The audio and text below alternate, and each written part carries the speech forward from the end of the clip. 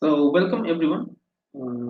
Today we will be not solving, we will be revisiting some key points in real analysis before IIT JAM. So, the first thing is if you have looked into the IIT JAM syllabus, that's there. So you can go to the JAM website, the JAM IIT.ac.in. So if you go to the website, you will see that there's the syllabus of reanalysis MA. So mathematics. We are talking about mathematics, not the mathematical statistics portion of IIT JAM today. So there are two separation. If you look at the syllabus, there are two separation. One is the real variable analysis. Another is the real multivariable analysis. So today we are going to talk about the real single variable analysis. Okay. So roughly, I will start by putting in what we have in that, and then one by one I will try to highlight the key points of uh, this section. Okay, so the first thing is that whenever we are talking about the real analysis of single variable,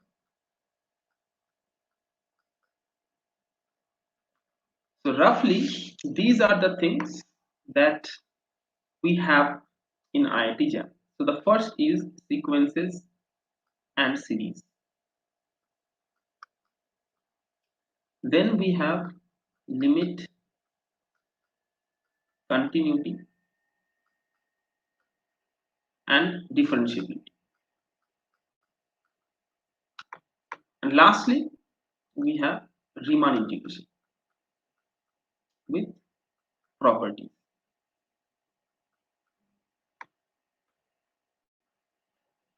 So the entire syllabus is actually the reanalysis single variable section is practically spanned by these three things.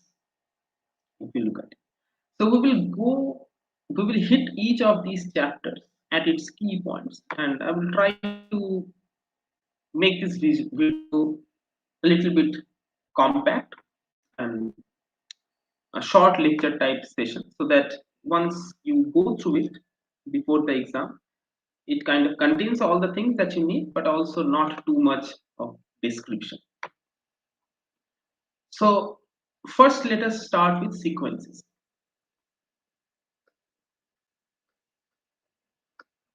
So by now you have seen that what are the things that are needed in sequences. So in IIT JAM, there will be some types of questions that you will face from sequences. So the first thing is that, of course, will it converge or not? Okay. So now this leads us to tests and observations. All right. So the first type of questions in any competitive exam that you can expect from sequences is that will it converge or not? The second type of question is statement wise question. So it's statement questions. So what do we mean by statement questions? These questions are generally like this. Two statements are given, one and two, and you need to figure out like which of them are true or false or something. So statement wise questions contains mostly statements from convergence or divergence of sequence. And the interesting statements actually comes from mostly from Cauchy sequences statements.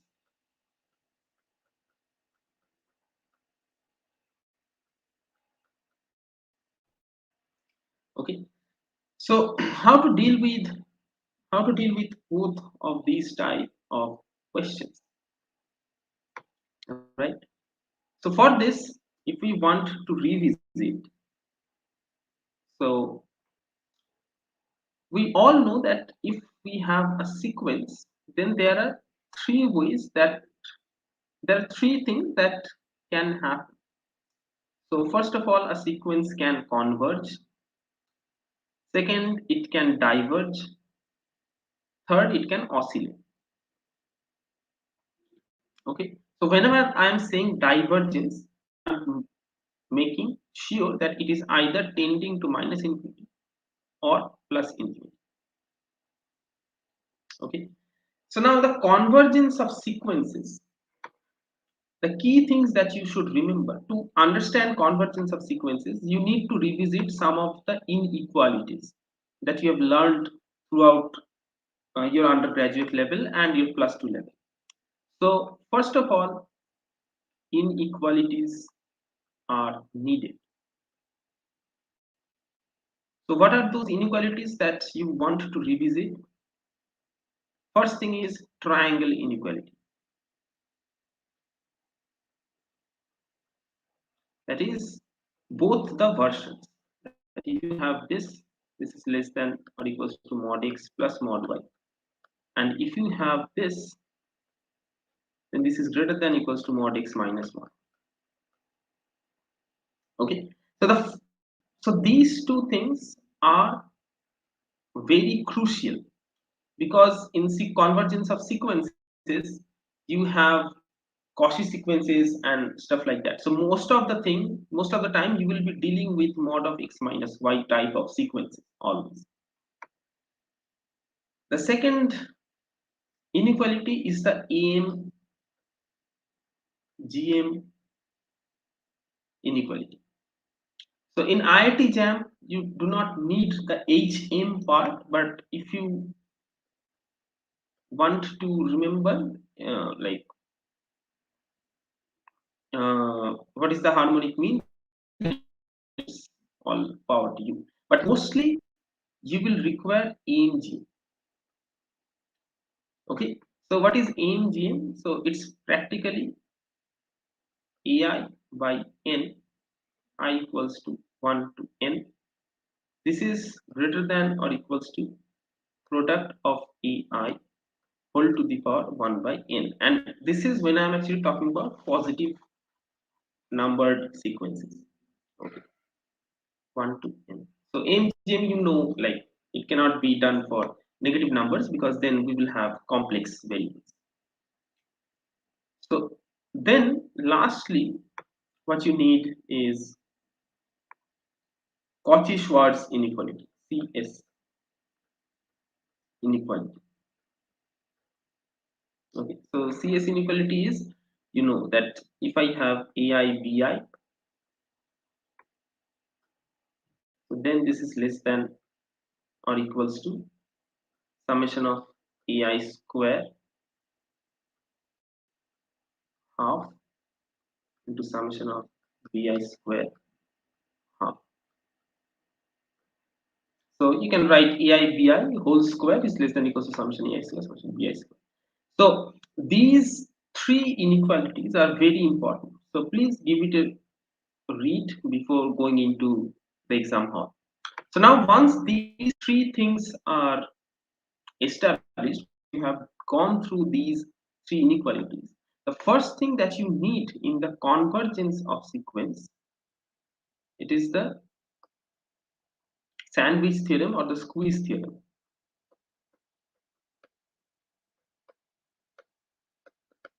Okay. So what is the squeeze theorem? So by now we all know, like if I have h less than equals to f less than equals to g, and both of these goes to the same limit L, then f will go to the same limit. Okay, so these are functions. So you can think of any sequence as functions. Okay, so suppose if you are taking this as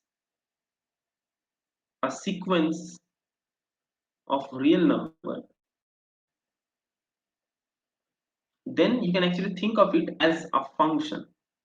By what? So you can think of it as a function as from r to n. Okay, or you can think of it from n to r, like the way you define it, it will.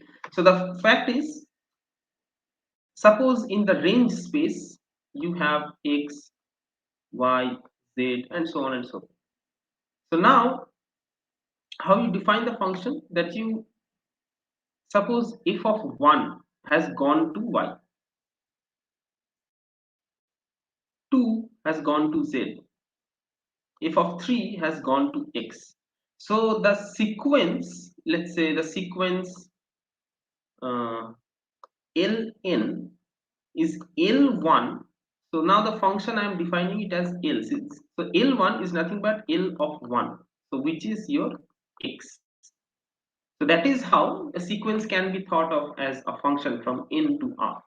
So you are taking a natural number 1 and assigning it to a real number. And that is how the ordering actually comes. So that is the squeeze theorem.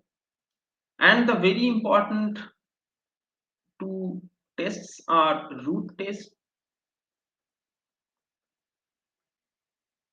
and ratio test. So I will not go into too much of detail of these tests, but you know that it is 1 by n, and here it is n plus 1 by an. So if it is, so whenever I take limit n tends to infinity, so if it is less than 1, then it converges. And remember that I am taking n plus 1 by an. You can take an by n plus 1, then the definition will actually reverse. Okay, so if the limit is less than 1, then it is convergent. If it is greater than 1, then it is a divergent. And same for root test, similarly. So once you have these three tests and some of these inequalities under your belt, what are the key factors and catchy part of sequences? So one of the catchy part of a sequence is bounded sequence, because we all know that bounded sequence need not be convergent. Okay, but the theorem that actually makes bounded sequence interesting is that every bounded sequence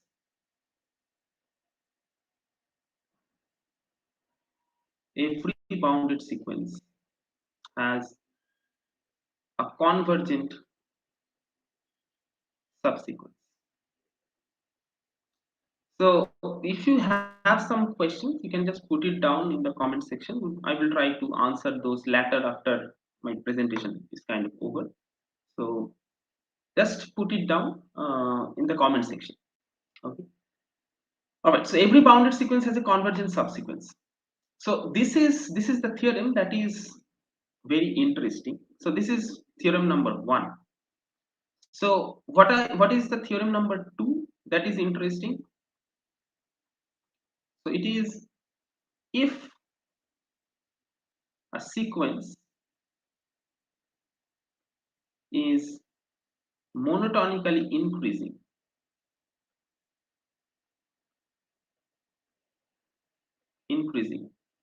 and it is bounded above, then it is convergent, and the limit is the LUB. So this is the second theorem. So these two theorems actually play good roles in understanding a convergence of sequence. Suppose none of the tests are working, so you can approach it in this manner. So in generally these type of approaches are very crucial when recurrence type of sequences are given. So like xn plus 1 is in some polynomial of xn. Okay, so when these type of recurrence relation actually comes up, it is better to establish monotonically increasing or decreasing first, then go for other tests. So we know that what is monotonically increasing or decreasing means. So it is like if you have xn plus 1 minus n is greater than 0. So if you have this, then it is monotonically increasing. And one of the key facts of, so this is one of the remarks that I want to make. So one of the key facts of convergence of a sequence is that random finite numbers or random finite elements does not affect the convergence of sequence. So what do I mean by this? So suppose you have been given a sequence which have random numbers up until, let's say, 10 to the power 30. So up until 10 to the power 30th term, there is no pattern. Like you cannot understand by putting it the values of xi's what you are getting as your xi plus 1. So there is no pattern. But after this, there exists a point which kind of contains all of the elements of the sequence. That is what is practically the definition of limit point is, that apart from finitely many, all the points will be contained inside every epsilon neighborhood of the limit point. So that is how limit point is defined. So thus, even if there are finitely many numbers which is not giving you any so one of the key things to remember here, even if finitely many numbers is not giving you a direction about where to, I mean, like, will it approach, or if you are thinking that it is kind of blowing up, think again and make sure that what you are thinking is correct, because it might happen that after 10 to the power 30th term the terms become very close. So now theorem 2 has exactly the same effect when you have a monotonically decreasing sequence. Okay, so theorem 3, if I write it down like this,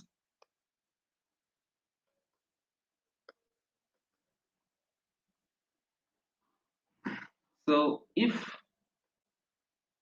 xn is monotonically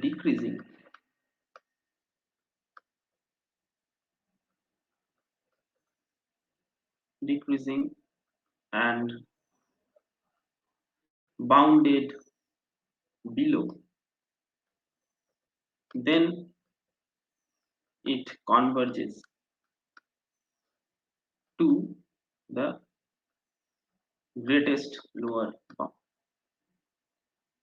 Okay, so one of the remarks that I wanted to make here is that please go through the supremum infimum algebras. So like, so remark is, so it is good if you go through the supremum infimum algebra. So what is supremum infimum algebra? So it's like this.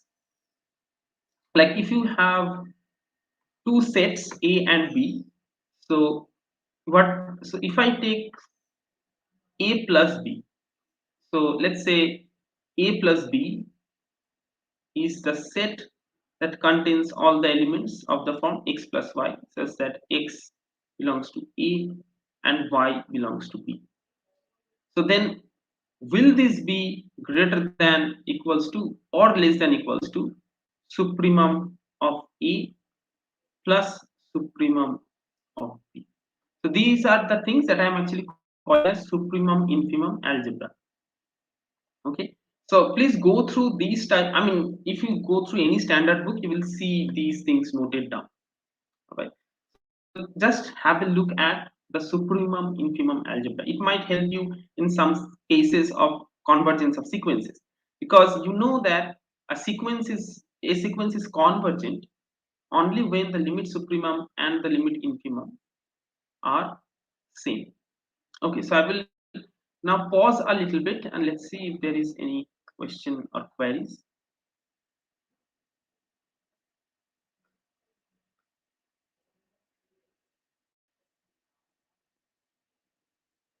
Okay, fine. So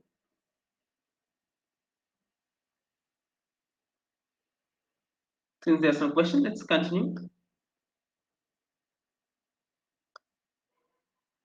So this is what we wanted to discuss. So the sequences now, if you go through all these things, you will see that mostly everything gets covered. If you look at the sequences that has been given to you and you're trying to solve, you're trying to understand if they're convergent or not. So after this, the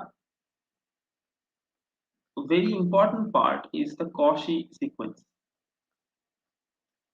So the definition of Cauchy sequence is actually very catchy. So what it says that there exists an integer n belongs to n such that for all n m greater than n, mod of xn minus xm is less than epsilon for a pre-assigned value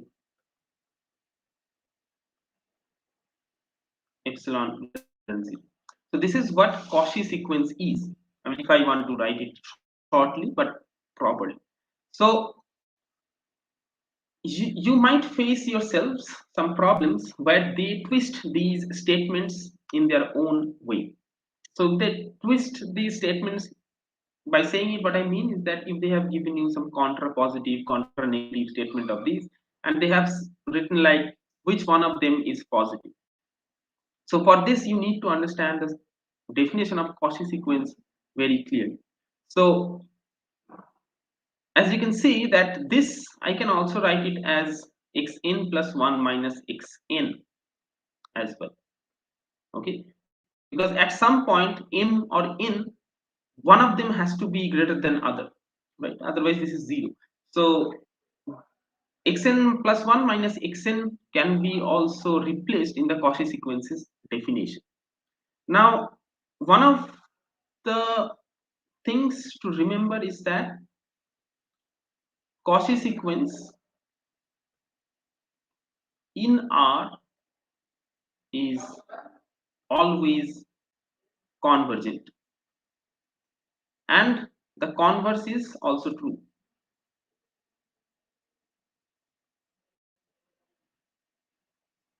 That means every convergent sequence in R is also a Cauchy sequence.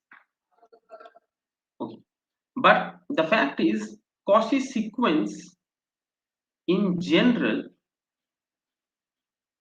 need not be convergent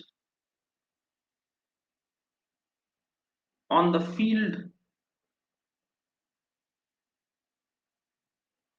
of the given sequence.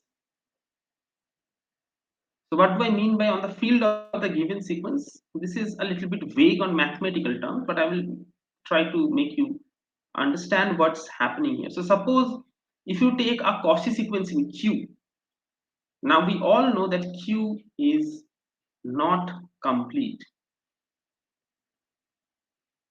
right?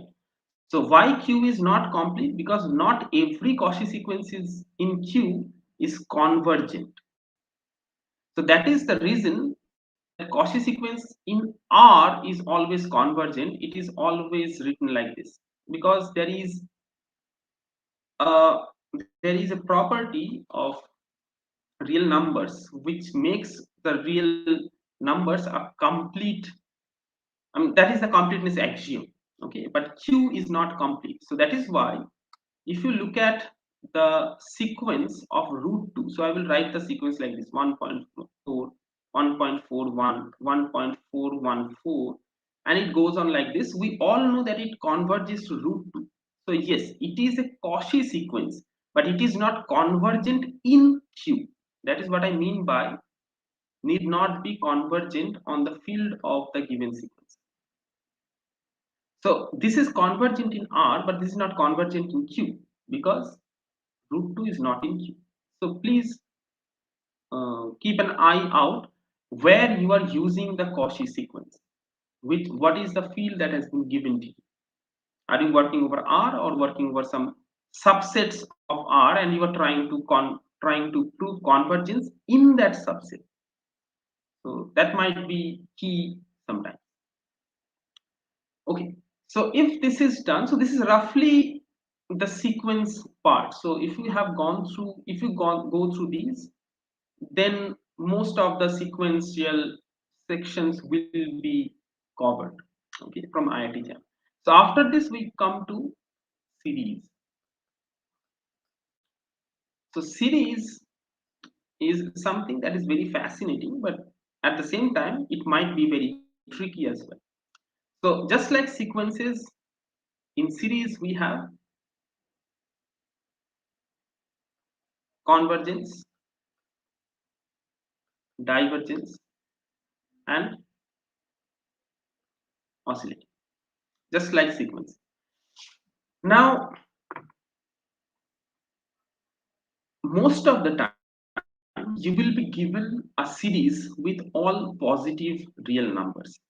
So most of the time the series that you will be given, the infinite series we are talking about, will be positive, okay, will consist of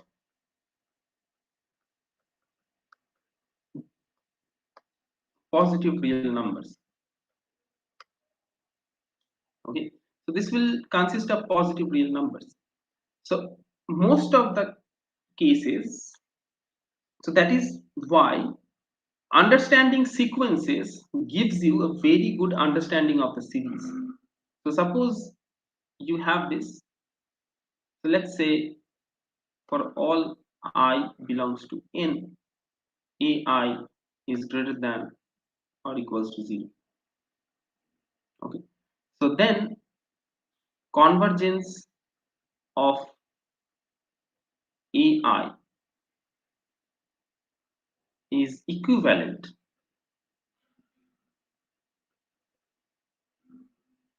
to convergence of SNs as a sequence. So what is Sn? So Sn is the sequence of partial sums. So the series actually goes like this. So what is S1? S1 is A1. What is S2? It is A1 plus A2. What is S3? A1 plus A2 plus A3. So now you get the idea what Sn is. So if you have been given all positive, so these are all non-negative real numbers, then convergence of the series is equivalent to showing the convergence of the partial sums. And generally speaking, this is actually true. You will understand why. Because see, when does the series, when will the series be convergent? When after a certain point of time it is not leaving a certain neighborhood, when the sum is not leaving a certain neighborhood, that is when it is convergent as a series. So what is that neighborhood? So that neighborhood will be the limit point of these partial sums. So that is the first observation that you should keep in your mind.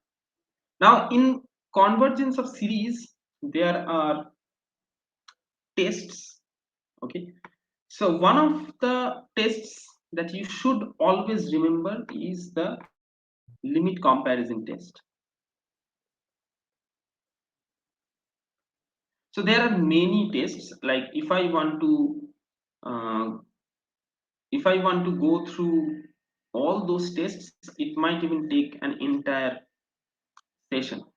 But I will try to highlight the key tests that's needed to solve problems. And mostly all the tests actually revolve around this. So limit comparison tests is something like that.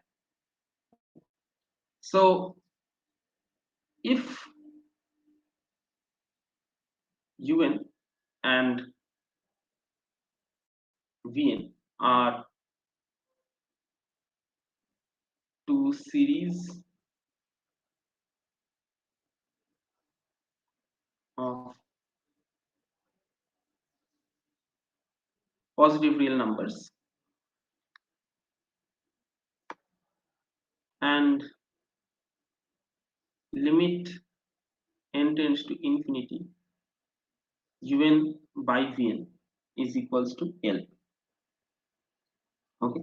So now what are the possibilities of L? So the first thing is L is not equals to 0. So if L is not equals to 0, then UN is convergent if and only if Vn is convergent. So here how we use the limit comparison test is that UN will be given to you, Vn will be the series that you will be choosing. So this is where it becomes a little bit difficult, because the series Vn is something that you will choose. Okay, so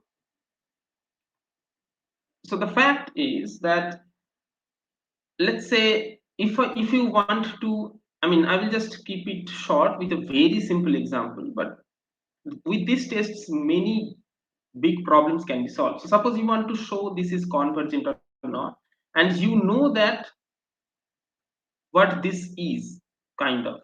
Okay, so this will not be a series that you will take to convince yourself that this becomes convergent. Okay, because that is why I'm emphasizing on the series that you are actually choosing. All right, because if you take this as Vn, then this is nothing but 1 by n square by 1 by n. So then this is 1 by n. So this goes to 0. So by this test, you will not get anything. So if you want to prove that 1 by n square is convergent by limit comparison test, then you need to think about something, some series that is actually convergent. Okay, and by putting it UN by Vn form, you get not equals to 0. So limit comparison tests is one of the most fascinating tests in series, real number series, but it is also very technical. So this is the first property. The second property is, so if L is equals to 0, all right, so if L is equals to 0, then what happens is, if Vn is convergent, only then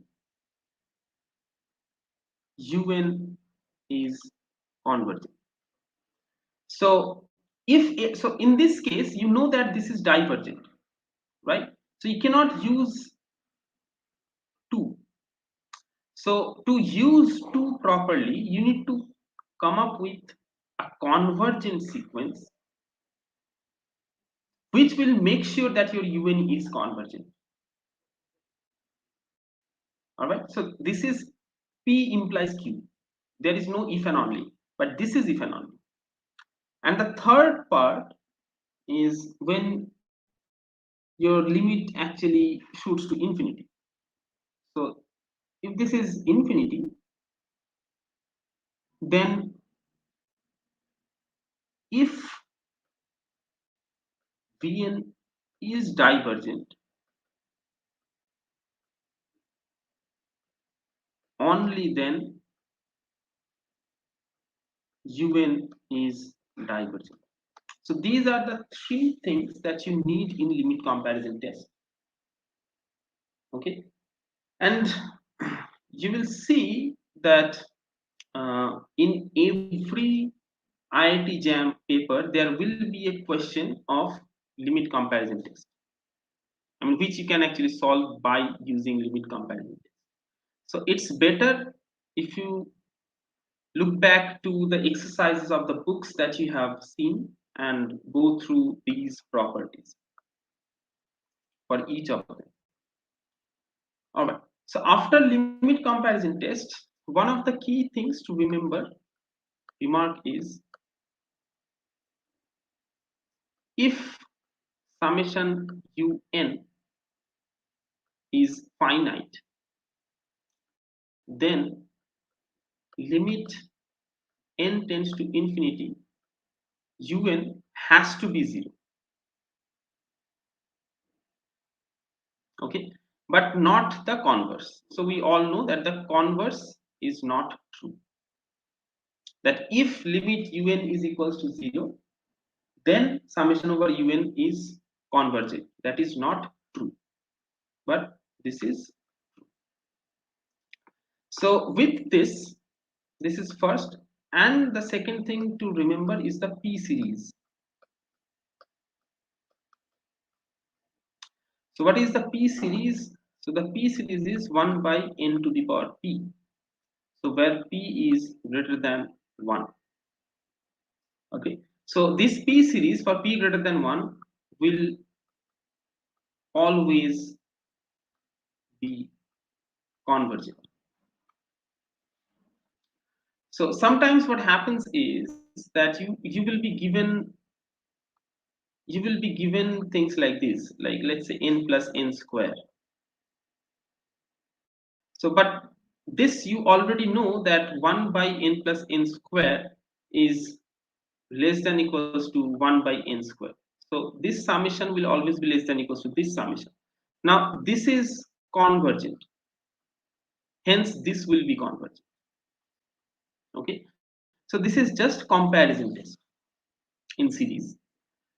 So what have we seen? We have seen that what is a necessary condition for a series to converge? What is the limit comparison test? So I will write down some of the tests that you should have a look at before going into the exams. So root ratio, Abel's, Dirichlet, and Leibniz test.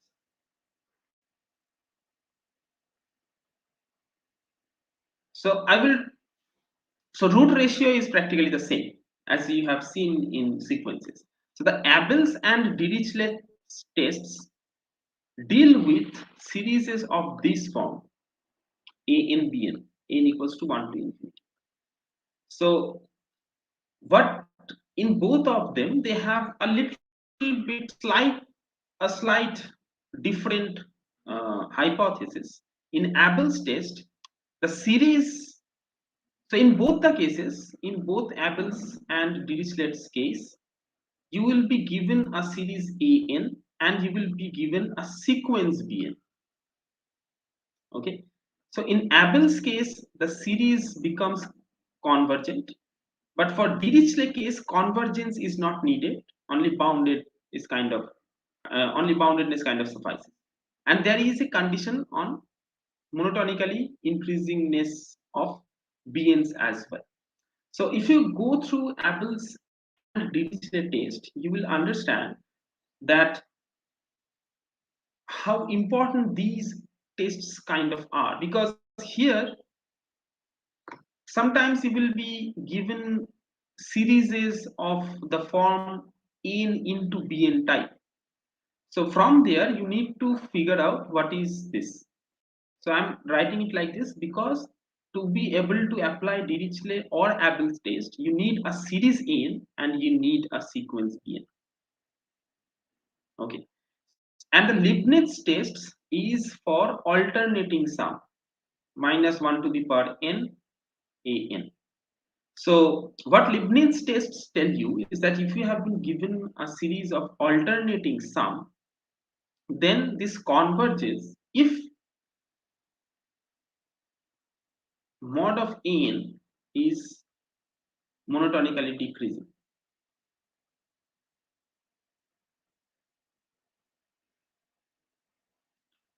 Okay, so all of these tests, so like it's better if you go through these tests properties before going into the exam, like Abel's, Dirichlet, Leibniz root ratio, and finally logarithmic tests.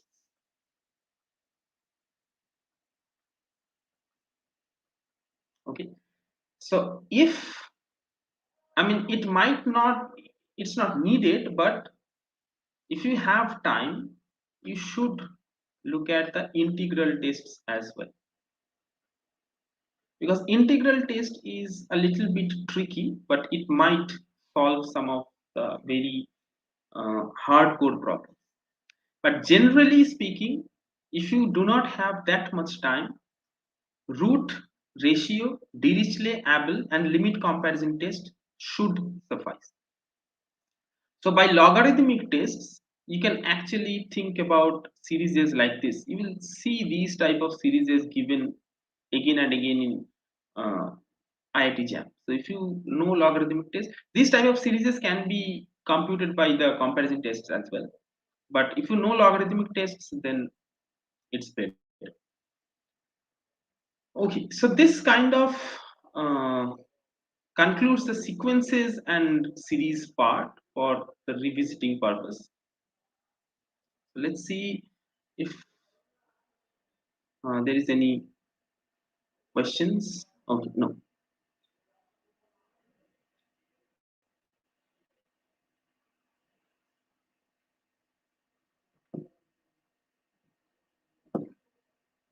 All right. So now we actually go to the limit, continuity, and differentiability part. So limit, continuity, and differentiability part is something that you have been doing for quite some time. So I will just try to hit the key areas as I have been trying to do it. So limit portion is kind of done, because whenever we have talked about sequences, that is practically limit n tends to infinity. But it is I would advise you to understand the epsilon delta definitions. So I will write it down here.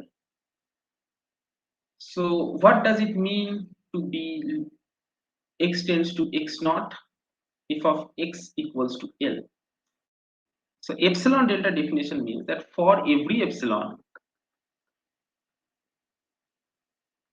greater than 0, there exists a delta greater than 0 such that mod of x minus x naught less than delta implies mod of f of x minus L less than epsilon. So if I write it down mathematically, this is what epsilon delta definition is for limit. So in generally there is nothing to be done in limit, okay, because we have been we have been computing limit for quite some time. But next, what we have is something that is truly fascinating. It is the continuity.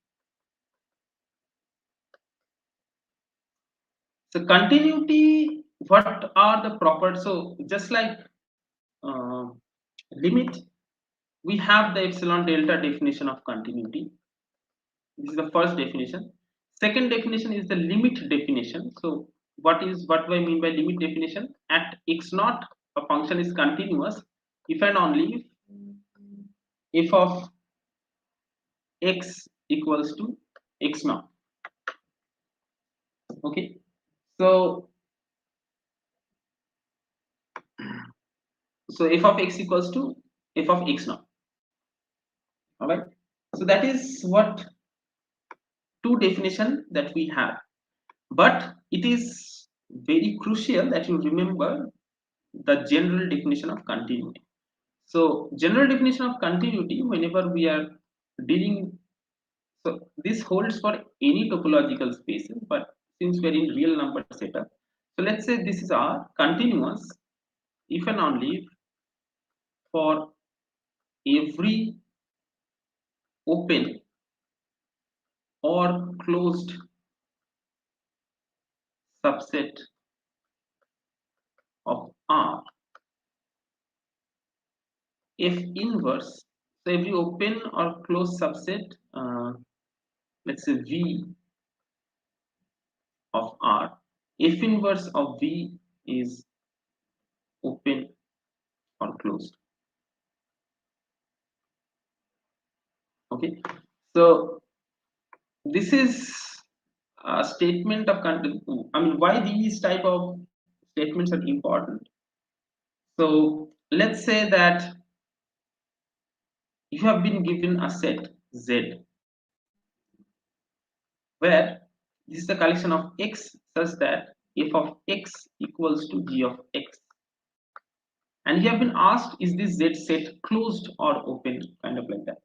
Okay, so where f and g both are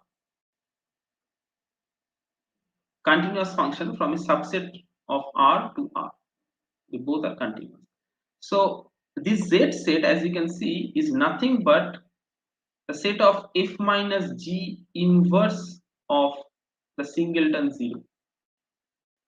Now by the algebra of continuity, like if f and g is continuous, then f plus g is continuous, f minus g will be continuous, f by g will be continuous provided that at that point g is not 0. So then f minus g is a continuous function, and this is a closed subset of R because it's a singleton. So the inverse of a closed subset is closed, hence Z is closed. So these remarks, I mean, it's better to revisit continuity like this from a problem point of view. So the properties of continuous functions are huge. So the first property in real analysis is that if you have a sequence xn that converges to x, then f of xn will converge to f of x. Okay, so converge. So this is one of the important properties of continuous functions. Okay, and you can say that a function is not continuous by proving that this property is not holding. So one of the usage of this is something like this, that if f is continuous and f is 0 at every rational point, this implies f itself is 0. Why? Because if you pick any real number x naught, then there exists a sequence of rational numbers that converges to that point. Now for each of these element, for each of these rational numbers, f of qn is actually 0. So the sequence f of qn, it will converge to f of x naught, right? So then f of qn is 0, so f of x naught has to be 0. So this is one of the important properties of continuous function. Secondly, we have compact set goes to compact set. So even though they have not included the point set topology in the IIT JAM syllabus, there's no harm in knowing that compact set goes to compact sets. Okay, so in real number, the compact sets are kind of closed and bounded intervals, or finite sets, or finite union of closed and bounded intervals. Okay, so that is how compact sets are in real life. So if you have a continuous function from here to R, so then the image of this function, this is also compact. And because of this, what happens is, as a result of this, what happens is something that you might want to remember, is that on a compact set, any continuous function attains its supremum and infimum. Okay, so supremum and infimum are attained in a compact set. So after this, we have the very important intermediate value theorem.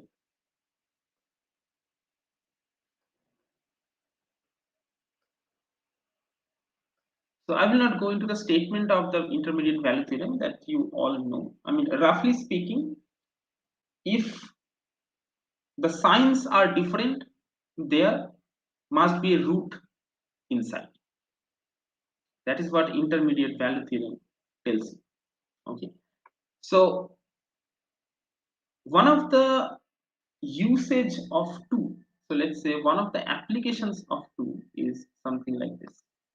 So suppose if you have a function from 0 comma 1 to 0 comma 1 and continuous, then it always has a fixed point. So this is a compilation of both these two theorems. So how so? Because if you take the function g of x equals to f of x minus x, then you will see that there exists an x naught such that g of x naught is equals to 0. Okay, by intermediate value theorem. And the reason that we are using the compact sets here is because that we do not want the function to be kind of unbounded. Okay, we need the function to be bounded to apply intermediate value theorem. So now, if you have g of x naught equals to 0, then by IVT, f of x naught is practically equals to x.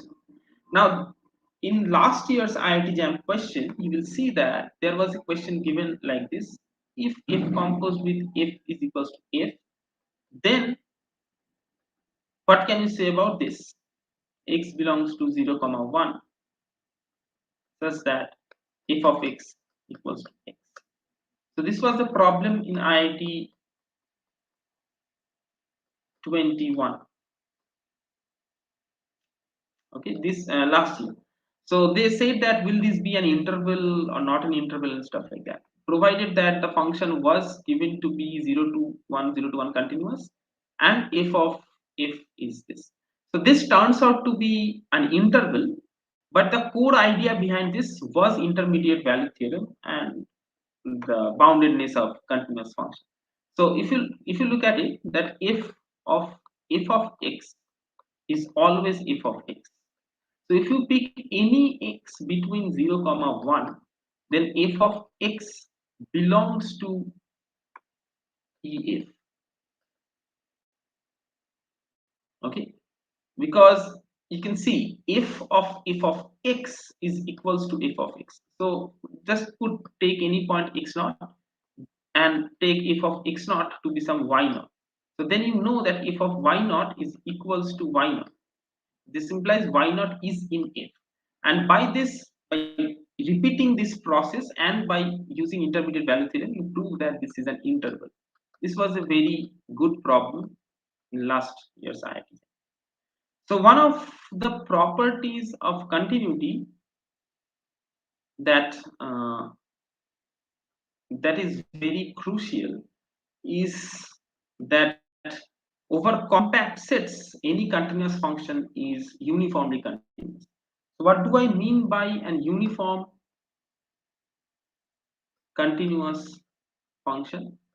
So uniformly continuous function does not depend on the choice of the point. So if we define, so how do we define continuity? If it is continuous at a point, that is how we define continuity. But uniform continuous function, these are functions which does not depend on the choice of the points. They are continuous at an interval. So for uniformly continuous functions, it's better if you look at these things. That is the Lipschitz condition,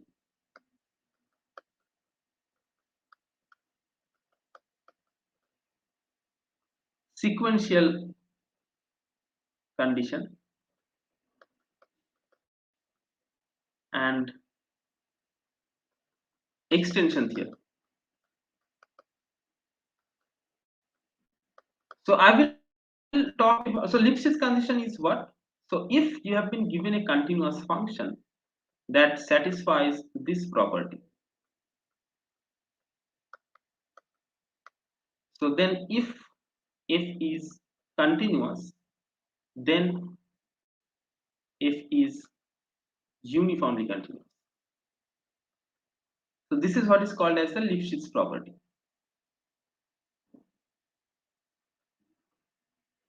So the sequential condition is often used to disprove a function is uniformly continuous. So what is the sequential condition? So f is uniformly continuous if and only if for every sequence xn and yn, mod of xn minus yn tends to 0 implies mod of f of xn minus f of yn tends to 0. So tends to means both are limit n tends to infinity. So this is what uniformly continuity sequential condition means. So this often is used to disprove a function is uniformly continuous, because if you can find two such sequences such that their difference goes to 0 but f of xn minus f of yn does not go to 0, then you have a contradiction. The extension theorem is something that is truly fascinating for uniform continuity. For uniform continuity, the extension theorem is something like this, that f from a comma b to r, a continuous function, is uniformly continuous if and only if is continuous at a comma b. If tilde is continuous at a comma b, where f tilde is the extension of f at a and b. So if it is possible to extend this continuous function to a continuous function in the closed and bounded interval, then this function will be uniformly continuous. Okay, there are many more versions of extensions theorem, but I mean, if we go through all of those, it might take a lot of time. So this is the extension theorem. All right, so I think we have covered mostly everything till continuity. So in our next session, we will try to cover the Riemann integration, and we'll try to cover the differentiability, Riemann integration, and the multivariable part. Okay. So thank you for joining. We will meet next time for real analysis IIT JAM preparation for the rest of the topics. So this topic is, so we have discussed up until continuity. Thank you for joining.